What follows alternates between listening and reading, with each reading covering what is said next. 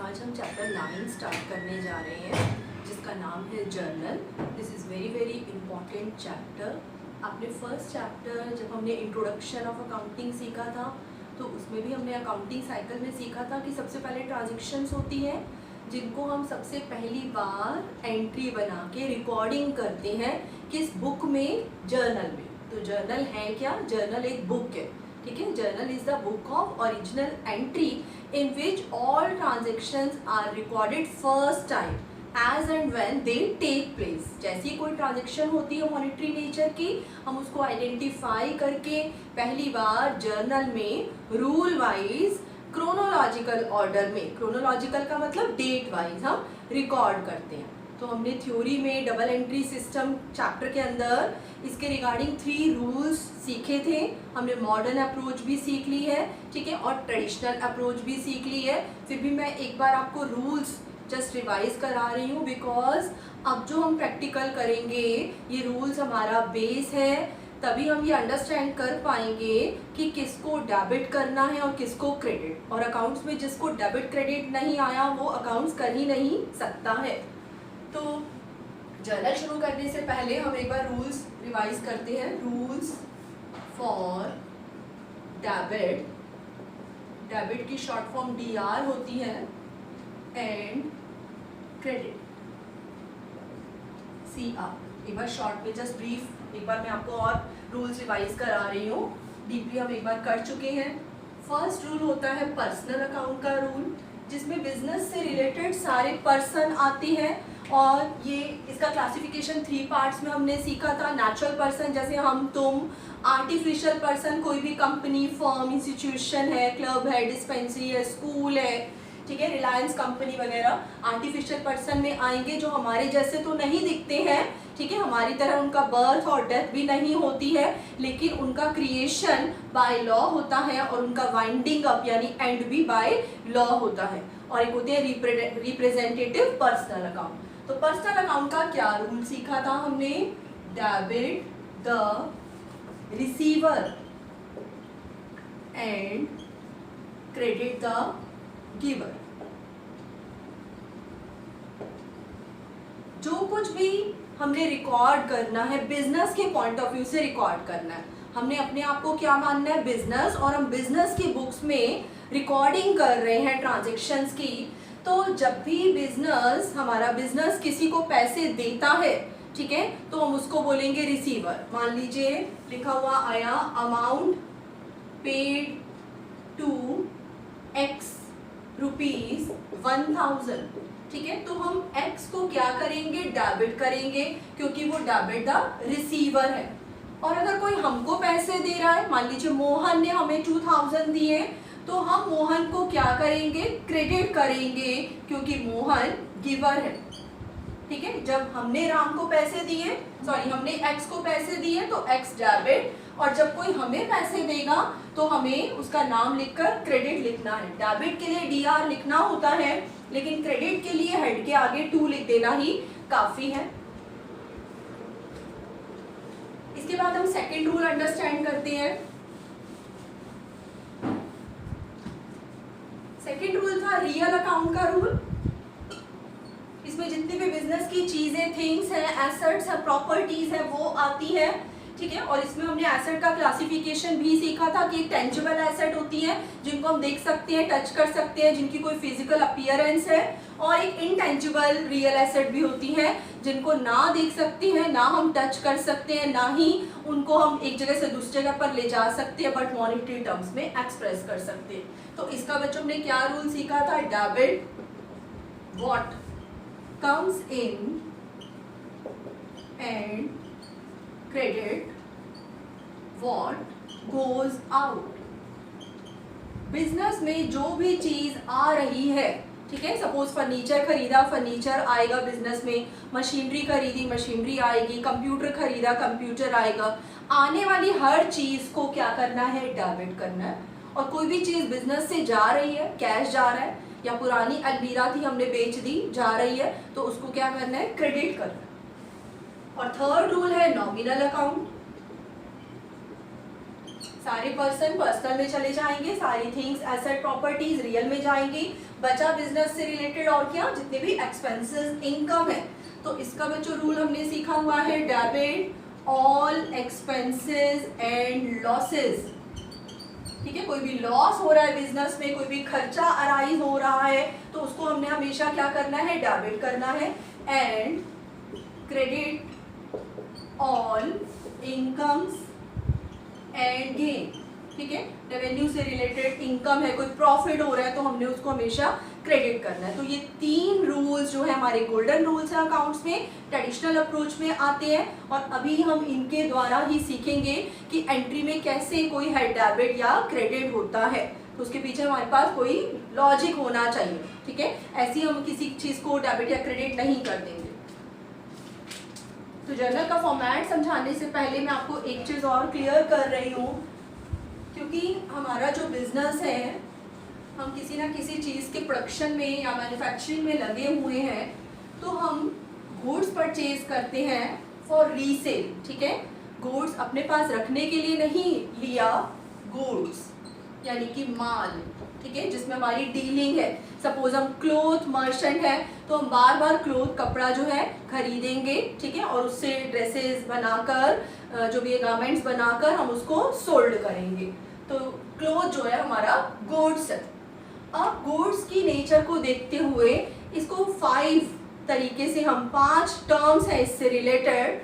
सबसे पहले जब भी आप गुड्स परचेज करेंगे, ठीक है, कैश देकर भी परचेज कर सकते हैं और उधार भी। ठीक है, अभी हो सकता है हमने अपने सप्लायर से माल खरीद लिया है लेकिन पेमेंट नहीं करी, तो कैश परचेज भी हो सकती है और क्रेडिट परचेज भी।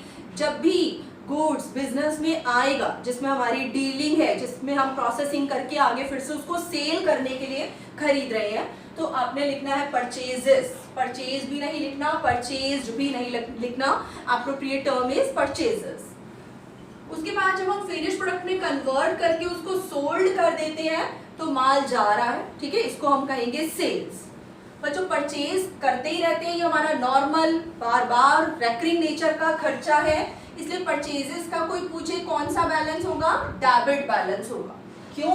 क्योंकि ये एक्सपेंस है और एक्सपेंसेस सारे नॉमिनल के रूल से क्या होते हैं, डेबिट होते हैं। परचेजेस का कौन सा बैलेंस होगा, डेबिट बैलेंस होगा। आपसे कोई पूछे कि इसको डेबिट ही क्यों किया है, आप बोलेंगे कि हम गुड्स परचेज करते हैं तो ये हमारा बार बार होने वाला खर्चा है, चाहे कैश अभी दिया हो या हम बाद में दें, इस एक्सपेंस की पेमेंट हमको करनी ही करनी है। और जितने भी एक्सपेंसेस हैं, अभी हमने सीखा था बच्चों कि वो नॉमिनल अकाउंट के रूल से एक्सपेंसेस सारे क्या होते हैं, डेबिट होते हैं। तो परचेजेस का डेबिट बैलेंस, सेल का हमेशा क्रेडिट बैलेंस रहेगा, ठीक है, क्योंकि जब हम गुड्स सोल्ड करते हैं तो इसीलिए कि हमें प्रॉफिट हो, इनकम हो, ये रेवेन्यू से रिलेटेड है। तो नॉमिनल का रूल हमने सीखा, debit all expenses and credit all income, तो हम सेल को इनकम कहेंगे।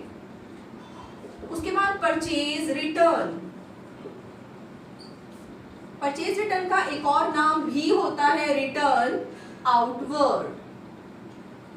कभी कभी हम सप्लायर से गुड्स परचेज करते हैं और हमें पसंद नहीं आया या सैंपल्स के अकॉर्डिंग नहीं था, तो खरीदा हुआ माल सारा या पार्टली कुछ माल हम उसको वापस भी कर सकते हैं। तो जब गुड्स आता है तो लिखना है परचेजेस डेबिट, और जब माल जाएगा तो ये उसकी वापसी है रिटर्न, यानी परचेज रिटर्न, जिसका दूसरा नाम रिटर्न आउटवर्ड भी है। तो ये इसका रिवर्स है कह लो। ये अगर डेबिट है तो परचेज रिटर्न का हमेशा हमेशा कौन सा बैलेंस रहेगा, क्रेडिट बैलेंस। ऐसे ही सेल्स का रिवर्स होता है सेल्स रिटर्न। इसका एक और नाम भी है, इसको हम रिटर्न इनवर्ड भी कहते हैं बच्चों। इनवर्ड, हमारा बेचा हुआ ही माल हमारे पास वापस आ रहा है। जब हम कस्टमर को गुड्स सोल्ड करते हैं तो हो सकता है कि उनको कुछ माल या सारा माल पसंद नहीं आया तो उन्होंने हमें गुड्स लौटा दिया, ठीक है। तो सेल्स का अगर क्रेडिट बैलेंस है तो उसकी रिटर्न का कौन सा बैलेंस हुआ, डेबिट। ये इससे कनेक्टेड है। और गुड्स से रिलेटेड 5 हेड होते हैं टोटल। और 5th है स्टॉक। गुड्स वर्ड आपने किसी हेड में डेबिट या क्रेडिट करके यूज नहीं करना। नरेशन अभी मैं बताऊंगी, वहां पर गुड्स वर्ड आ सकता है, ठीक है। गुड्स के लिए आपको ये टर्म्स यूज करनी है, according to the nature of transaction, कभी परचेजेस, कभी सेल्स, कभी परचेज रिटर्न, कभी सेल्स रिटर्न, और एक होता है स्टॉक। हमारा जो अकाउंटिंग पीरियड है बच्चों, आपने सीखा हुआ है कि फाइनेंशियल ईयर 1 अप्रैल से स्टार्ट होगा और 31 मार्च को एंड होगा। तो 31 मार्च को जो भी गुड्स अनसोल्ड पड़ा हुआ है, ठीक है, हमारा जो क्लोजिंग स्टॉक होता है, तो उसके लिए हम स्टॉक वर्ड यूज करेंगे, वही अगले साल का ओपनिंग स्टॉक बन जाता है। तो ये 5 आपको गुड्स से रिलेटेड ये चीजें प्लीज आप कॉपी में नोट कर लेना।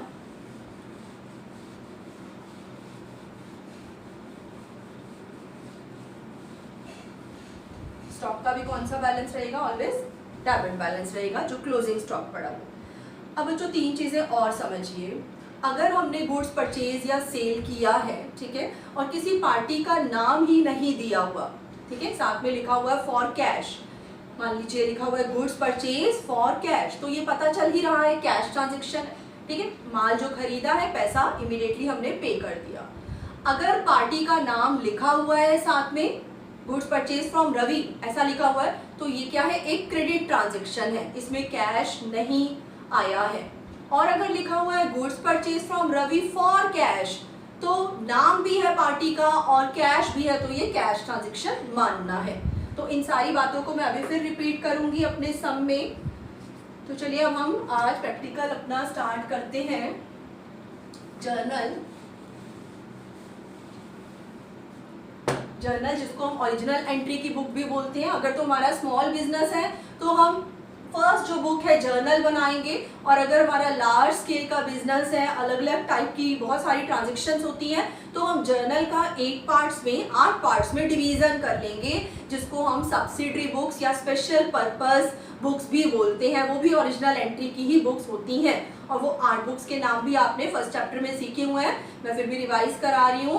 वो कौन कौन सी बुक्स होती हैं बच्चों, एक होती है cash book, purchase book, purchase return book, sales return book, bill receivable book, bills payable book, और जो एंट्री इन 7 में कहीं नहीं जाए वो लास्ट जो जर्नल का 8 पार्ट है, कह लो जर्नल प्रॉपर, उसमें जाती है, ठीक है। तो ये सारा हमारा एक और चैप्टर आएगा सब्सिडरी बुक्स, उसमें हम सीखेंगे।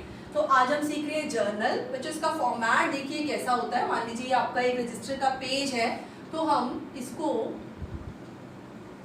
5 पार्ट्स में डिवाइड करेंगे, 5 कॉलम बनाएंगे।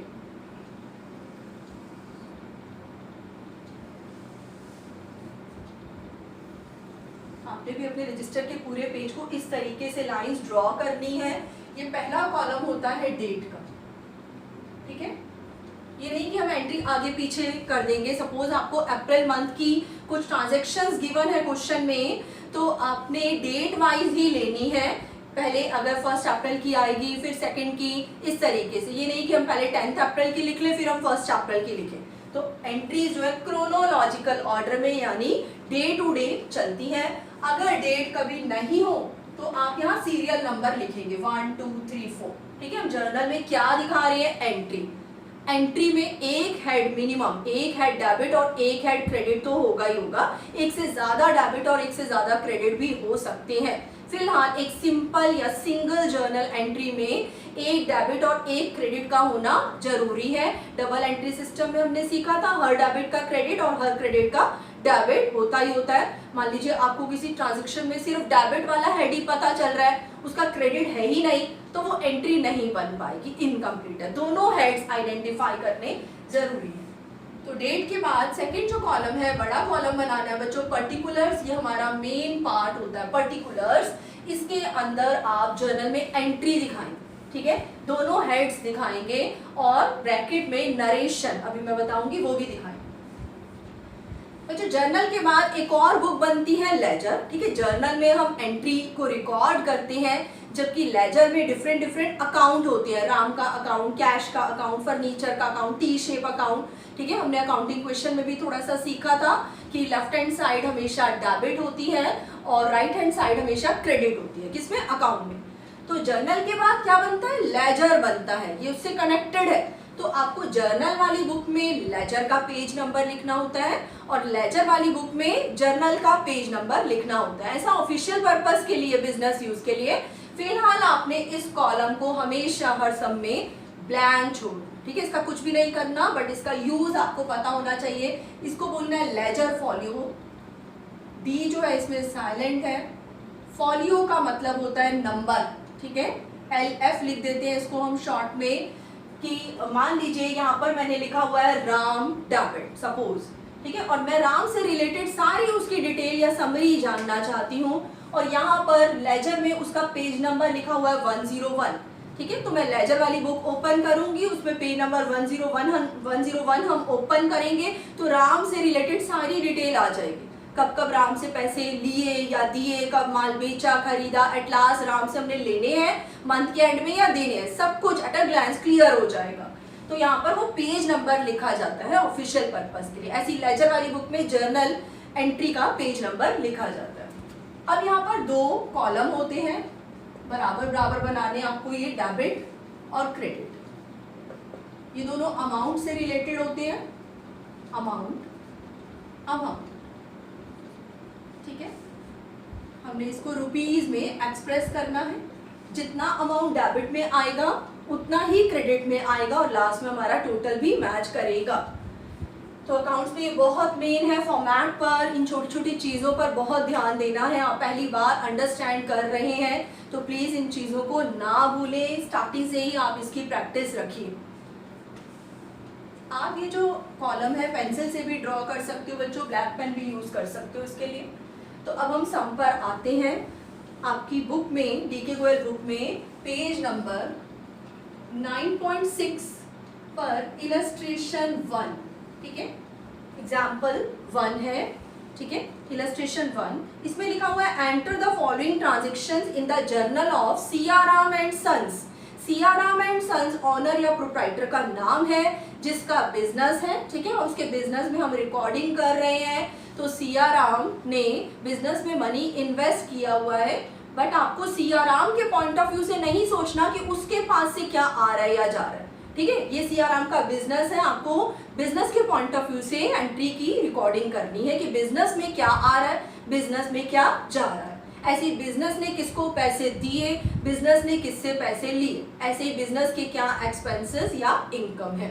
तो हम तीनों रूल्स को ध्यान में रखते हुए एंट्रीज करेंगे रिकॉर्ड।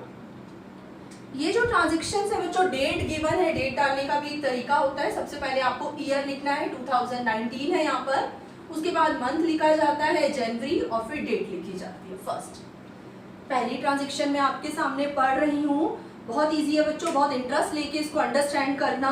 सियाराम एंड सन्स जो कि प्रोप्राइटर था, ऑनर था, जिसका बिजनेस है, उसने बिजनेस में कैश इंट्रोड्यूस किया है, इन्वेस्ट किया है, उसने पैसा लगाकर बिजनेस स्टार्ट किया है, कितना, 50,000, ठीक है। आपको मालूम है कोई भी बिजनेस ऐसे ही तो नहीं स्टार्ट हो जाएगा, थोड़ा बहुत इन्वेस्टमेंट करनी पड़ेगी, ठीक है, तभी ऑनर को बाद में प्रॉफिट होगा।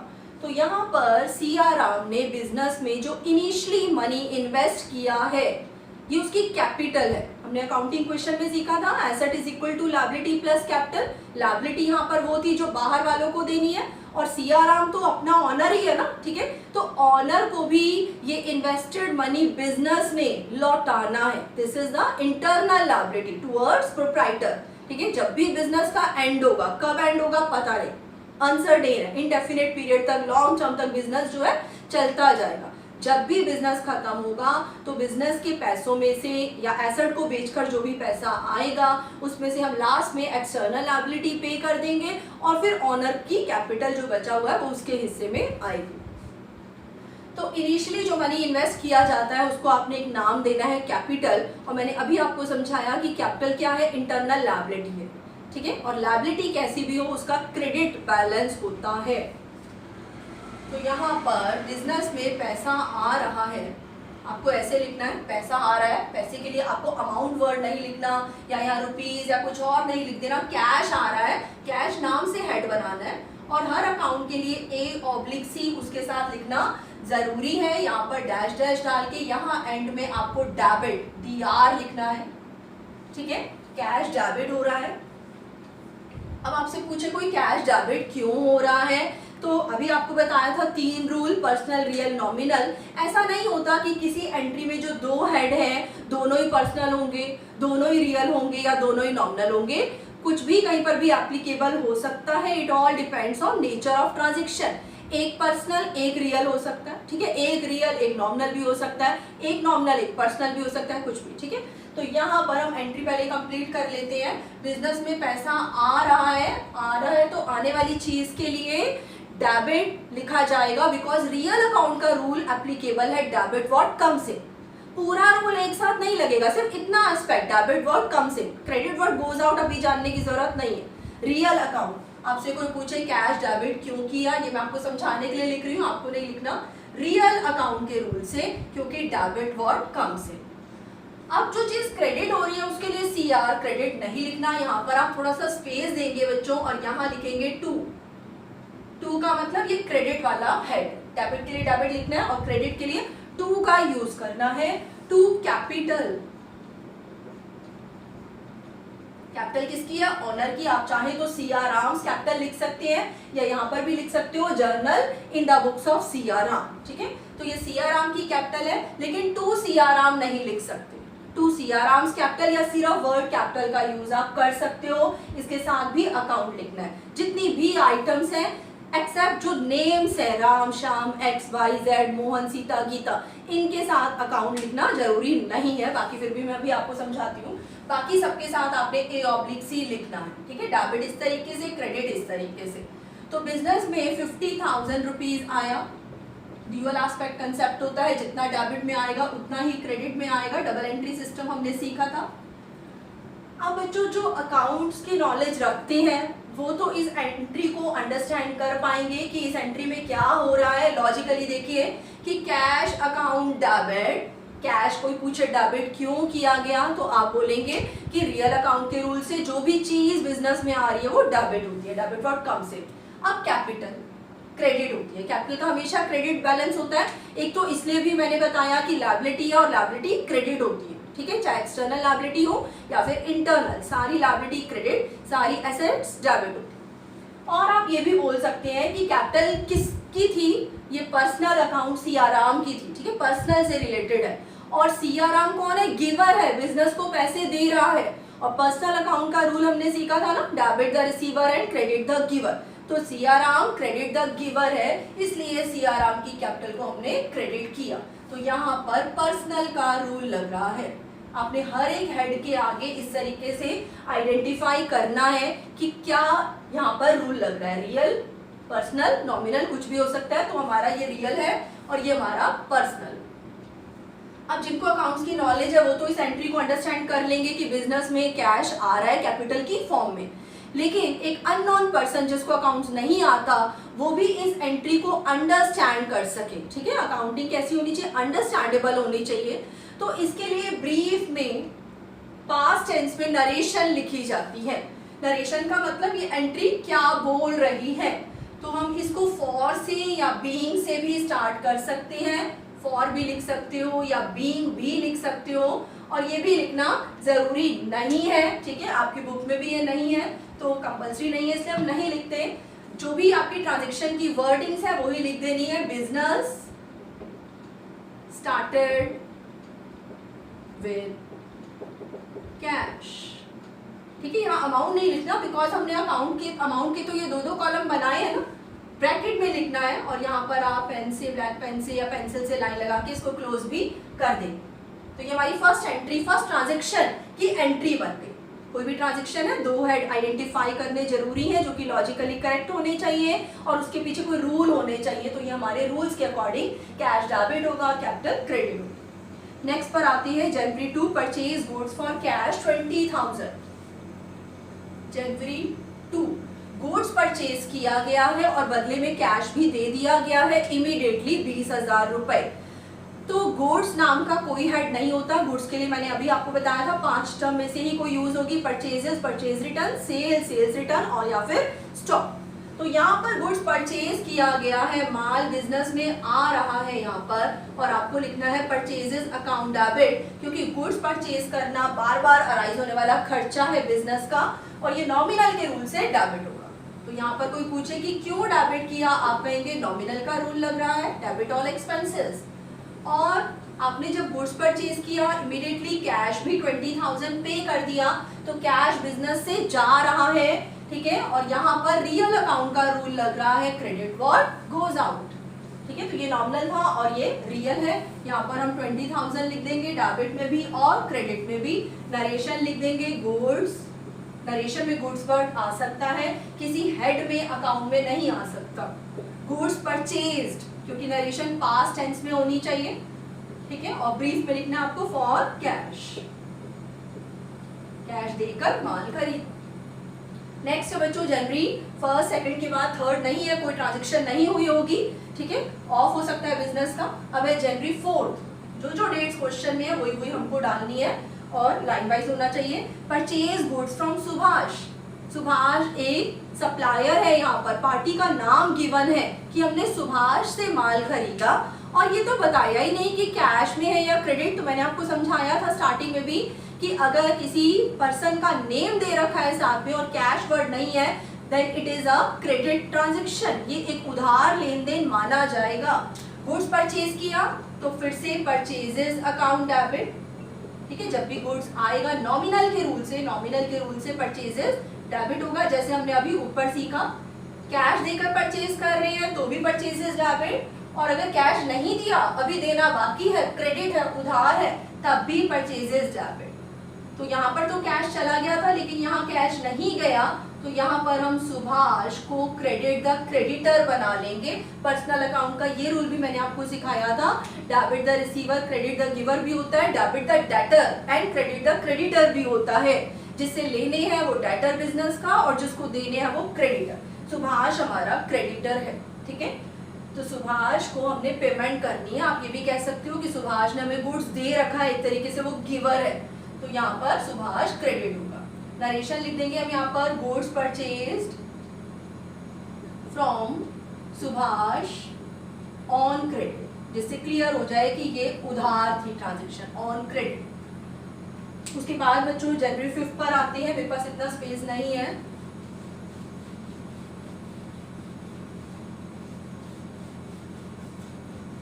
इसलिए हम इसको इस तरीके से लिख लेते हैं ताकि सारा क्वेश्चन कवर हो जाए, क्योंकि हर एक सम में 8-10 ट्रांजैक्शन तो मिनिमम होंगी।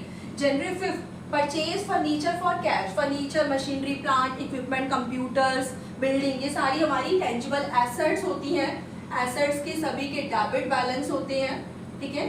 आप ये भी कह सकते हो एसेट है इसलिए डेबिट किया, फर्नीचर अकाउंट डेबिट। और ये भी कह सकते हो कि फर्नीचर जो है बिजनेस में आ रहा है, हमारी एसेट है ये, रियल अकाउंट के रूल से डेबिट व्हाट कम्स इन। तो यहाँ पर रियल अकाउंट का रूल चल रहा है, डेबिट व्हाट कम्स इन। और हमने इमीडिएटली कैश भी पे कर दिया यहाँ पर, तो furniture account debit to cash. कितना कैश पे किया हमने? 6,000। जितना अमाउंट डेबिट में है उतना ही क्रेडिट में। फॉर्मेट आपको प्रॉपरली बनाना है। नरेशन लिख दी जाएगी goods purchase, sorry furniture purchase for cash. उसके बाद January 10 paid cash to Subhash. Subhash नाम के पर्सन को हमने कैश दिया। क्यों दिया? हमने कुछ पिछला उसका उधार पे करना होगा किसी भी रीजन के रिगार्डिंग। अगर हमने सुभाष को कैश दिया है तो सुभाष हमारे बिजनेस से पैसा रिसीव कर रहा है, ही इज द रिसीवर, ठीक है। तो सुभाष एक पर्सन है, इस पे पर्सनल का रूल लगेगा, डेबिट द रिसीवर। और कैश हमारे पास से जा रहा है, जैसे इसमें जा रहा था तो जाने वाली चीज के लिए रियल अकाउंट का रूल लगता है रियल। ये बच्चों ये जो मैं लिख रही हूँ रूल सिर्फ आपको समझाने के लिए लिख रही हूँ, ठीक है। आप रफ कॉपी में चाहे तो लिख सकते हैं प्रैक्टिस के लिए, फेयर में लिखना जरूरी नहीं। Subhash debit to cash, Subhash पे पर्सनल का रूल और कैश जा रहा है, इस पे रियल का rule, credit work goes up. और इस पे पर्सनल का कौन सा? Debit the receiver. जो भी अमाउंट है यहाँ पर हम लिख लेंगे। सुभाष को हमने कैश पे किया है बच्चों 8,000। जनवरी 10 के बाद जनवरी 16 है, ठीक है, इस पर ध्यान दीजिए। Purchase goods from Ravi for cash और अमाउंट है 7,500। गुड्स परचेज किया गया है, लिखा हुआ है from Ravi for cash. Party या पर्सन का नेम भी है और कैश भी साथ में दे दिया। तो जब हमने कैश उसको इमीडिएटली पे कर दिया है तो रवि है या श्याम है या मोहन, पर्सन मैटर नहीं करेगा। पर्सन का नाम हम तब रिकॉर्ड करेंगे जब कैश वर्ड ना हो, जब हमने कैश ना दिया हो, जब क्रेडिट ट्रांजेक्शन हो कह लो, ठीक है। तो ये क्रेडिट ट्रांजेक्शन है ही नहीं, इसलिए रवि का नाम यहाँ आएगा नहीं। परचेजेस अकाउंट डेबिट, गुड्स आ रहा है नॉमिनल के रूल से, और कैश साथ में जा रहा है रियल के रूल से। ये नॉमिनल का रूल है डेबिट ऑल एक्सपेंसेस, और ये रियल का रूल है credit what goes up. Ravi word का, रवि नाम का हेड यहाँ नहीं बनाना, नरेशन में चाहो तो लिख सकते हो।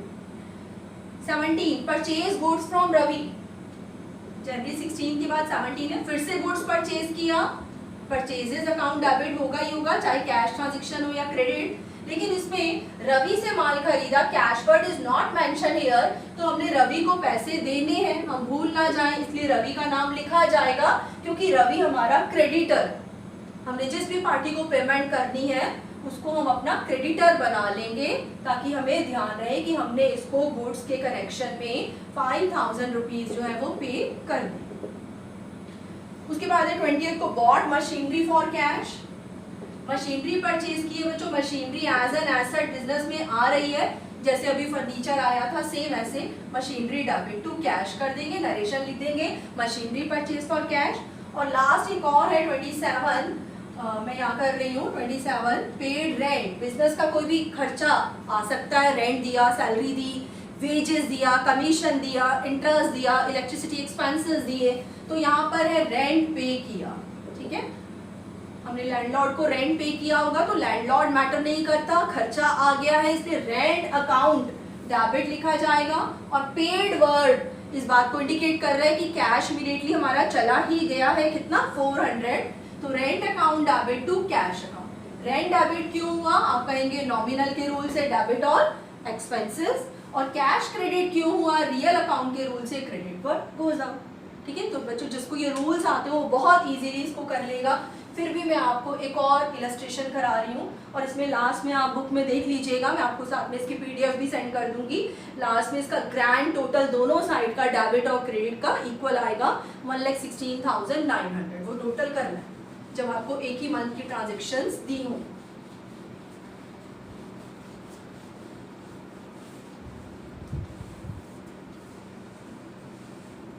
तो एक और इलस्ट्रेशन करते हैं हम, पेज नंबर 9.8 पर है ये illustration second. Date, particulars, ledger folio, debit और क्रेडिट, ठीक है। ऐसे ही हम यहाँ पर भी ले लेंगे, date, particulars, ledger folio, debit और क्रेडिट, जो एंट्री यहाँ तक आएंगी तो वो उसको हम बाकी का यहाँ कवर कर लेंगे। तो यहाँ पर इलस्ट्रेशन सेकंड देखिए 2019 है, आपको date, particulars, ledger folio, debit, credit हर एक सम में लिखना है ये 2019, और मंथ है बच्चों अप्रैल, ठीक है, और डेट है 7। अप्रैल 7 से ट्रांजेक्शन स्टार्ट हुई है। फर्स्ट ट्रांजेक्शन आई है sold goods for cash, cash लिया और माल हमने बेचा, ठीक है, कैश लेकर माल बेचा है। तो जैसे हम गुड्स परचेज करते हैं वैसे ही हम सेल भी करते हैं, ठीक है, उसकी प्रोसेसिंग करके उसको रॉ मटेरियल को फिनिश प्रोडक्ट में कन्वर्ट करके हमने कस्टमर्स को माल जो है बेच दिया, और कैश भी इमीडिएटली आ गया है हमारे पास 13,000।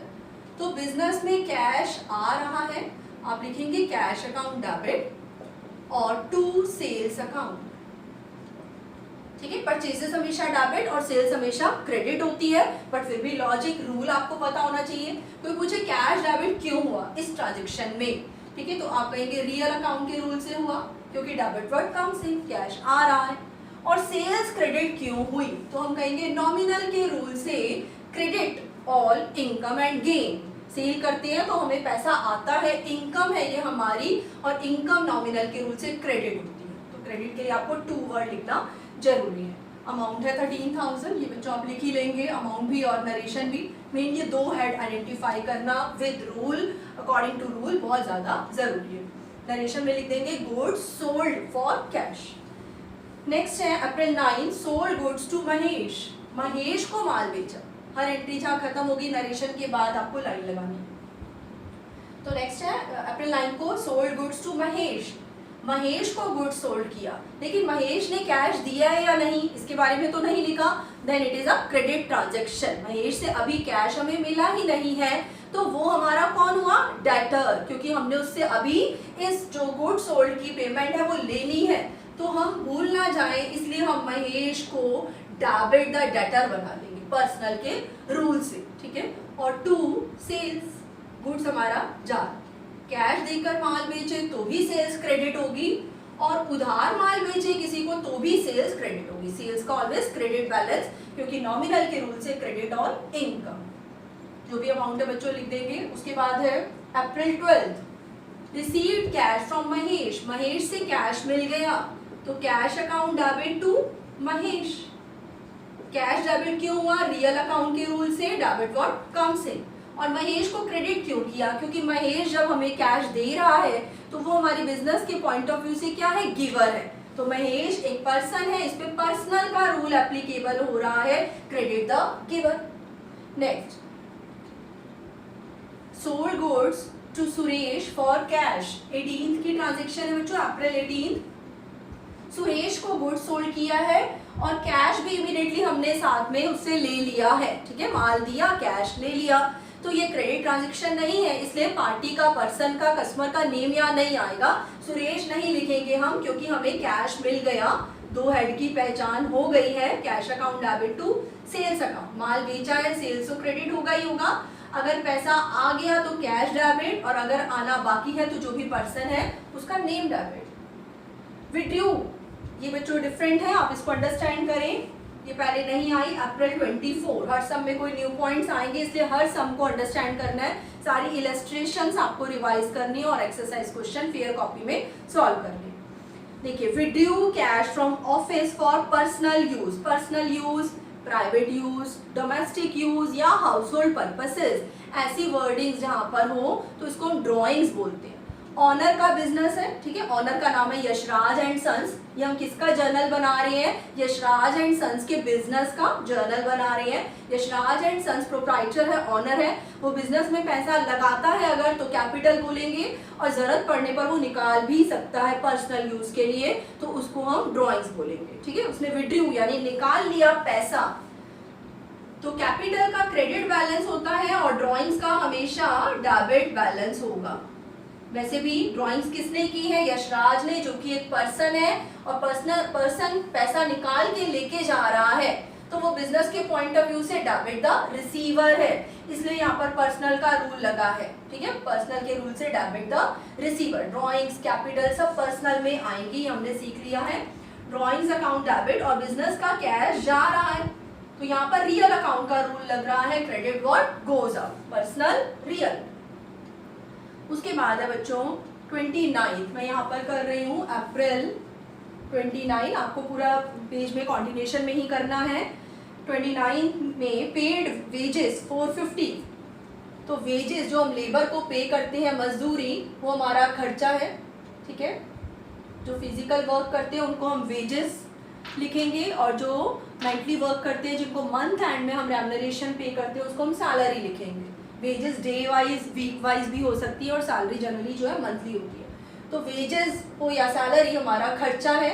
एक्सपेंस है, एक्सपेंस नॉमिनल के रूल से क्या होते हैं, डेबिट, और कैश बदले में जा रहा है तो रियल अकाउंट के रूल से क्रेडिट व्हाट गोज आउट। ये नॉमिनल का रूल चल रहा है, डेबिट ऑल एक्सपेंसेस, ये रियल का रूल चल रहा है, credit what goes out. Next है अप्रैल 30, पेड सैलरी टू गोपाल, देखिए सैलरी भी आया है और गोपाल भी आया है। अगर पेड टू गोपाल होता तो हम गोपाल डेबिट लिखते, लेकिन पेड सैलरी टू गोपाल है तो सैलरी एक खर्चा आ गया, तो इसके नेचर को देखते हुए आपने गोपाल वर्ड का यूज नहीं करना, सैलरी एक्सपेंस दे दिया है तो salary account debit to cash account, Gopal नहीं लिखेंगे यहाँ पर।